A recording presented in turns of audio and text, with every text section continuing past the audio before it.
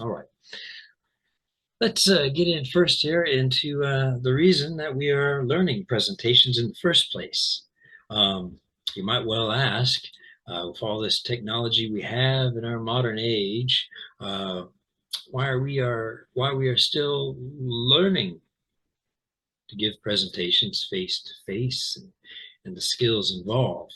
What does it do for you? That's a very good question. And we're going to be asking a lot of questions here today, and I'll be giving you solutions for them. Um, one thing to know about me is I love questions. So if you have questions, I'm going to give you questions, and we're going to find the best answers together. Okay. So we've got about 6 different reasons here that we learn presentations. Okay. Let's go through them. The first one, well, the first one is I kind of alluded to it a bit earlier. You know, people, we human beings, have been giving presentations for thousands of years. Okay, back before we had any technology whatsoever, we've been giving presentations with basically the same skills and the same techniques as we did thousands of years ago. You know, whether it was someone standing up on a rock talking to a group of people, or whether it was in the Roman Senate, or even maybe a couple hundred years ago in the first American Congress, or or today through video cameras I'm doing now. Uh, we're still doing it. We are still doing it in the same way with almost all the same skills, basically. And knowing that, that's enough to realize, hey, we're onto something powerful here. So, face to face, in person communication, okay, or let's say through a webcam, person to person communication has such power, um, and the potential of that power is why we still give communications. We convey such a strong message. In fact, face-to-face communication. This is how, from our earliest age, as newborns, as babies, that we imprint uh, qualities like trust. Okay, um, in our minds, and that helps to start building who we are. So that's another side of why we're giving presentations and why it can be so powerful. So there we are. That's the first reason. Okay. And if you're not interested in that, if you're not interested in using presentation skills, learning to use them, and using them when you give a presentation, if you're not interested in that at all, well, then there's really no reason to give a presentation. You could just write people an email, send them a memo. They can go home and read it. They don't need to come and see your face at all, or hear you. They can read it themselves. Okay? But if we're going to give presentations, then we definitely do want to learn these skills, learn this approach that I mentioned, to use it and use that potential for all it's worth.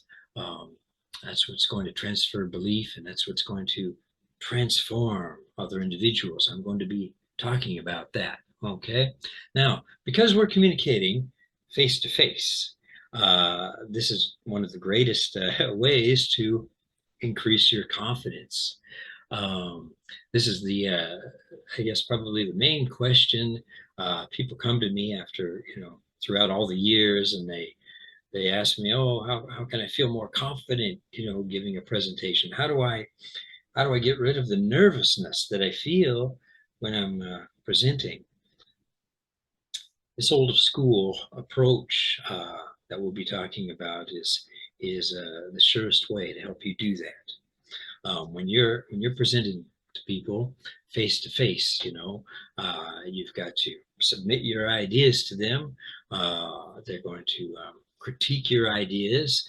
You're allowing them to scrutinize and criticize what you've said, and they may ask questions about it that you've got to answer. And so all of this together, being able to do this, learning how to do this, this is definitely a way to improve and increase your confidence. And that's going to help you all around.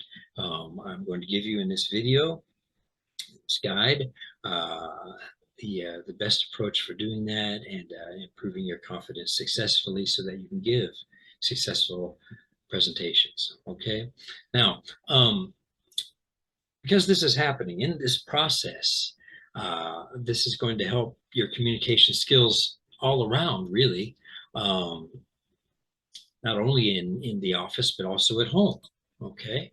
Uh, it's going to build your communication skills and your management skills because being forced to think systematically how to organize your thinking toward the outcome that you want. This will also help you to give instructions much better. You're going to think step by step, leading people to a goal. You're going to think step by step, how to get the outcome that you want. It's going to help you with your instructions. It's going to help you avoid things like, for example, an early mistake that let's say people with not as much experience in management often commit is skipping over steps because they feel that I should say we feel because we've probably all done it. We feel that hey, anyone would realize that, it's so obvious, anyone would know that. In fact, we find out later that they don't. And the reason is because well, two people can have the same goals.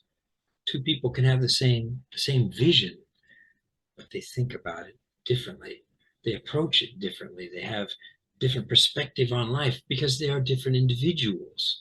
And as our communication skills improve, we begin to realize that, and we understand, hey, we've got to cover every step and lead people step by step to the success of our presentation. And this is an example of one thing that building better communication skills and better presentation skills by organizing your thought and thinking systematically. This can really help you out there, okay, in every kind of project management. Doing that also helps you develop many other kinds of skills, okay. We've got quick thinking skills, decision making, problem solving, that kind of stuff. The reason that we do that is because never forget that presentations are really a two-way communication. Okay, when you're talking to people, they may not be talking to, but it is two-way communication because you're seeing their reaction. Um, you're seeing, you can look at their faces, see their eyes, and you can see, well, do they understand what I'm saying? Do they not understand what I'm saying? Do they like what I'm saying or not? We've got to make decisions. Like, should I say it again? Do I need to repeat this? Do I need to emphasize this more? How am I going to answer these questions? These all help to develop so many other corollary communication skills, and so that's why it's really a great thing. And presentation skills are actually a core communication skill. I'll explain that because throughout your day, you're giving many presentations. People are asking you to describe something, you want to explain something, you've got to answer questions about things. Maybe you want to propose something such as where we should go eat dinner tonight. And you got to explain that. So these are all mini presentations that we're giving throughout the day. And if you don't have the skills to do that, you don't have the abilities, or you really haven't paid attention to developing them, that's going to put a lot of pressure on you. You can't explain things. You can't describe things. And when people ask you questions, you're going to get very stressed out because you're not able to do that effectively. And that kind of pressure, that kind of stress, uh, that can result in some kind of emotional breakdown and negative emotions. Okay, and that's going to happen in not only in the office, not only in meetings and presentations for your organization or business, but also in your personal life at home. And of course, I don't want that to happen to you. You don't want that to happen either, I'm sure. So this is another thing that learning presentation skills can do for you.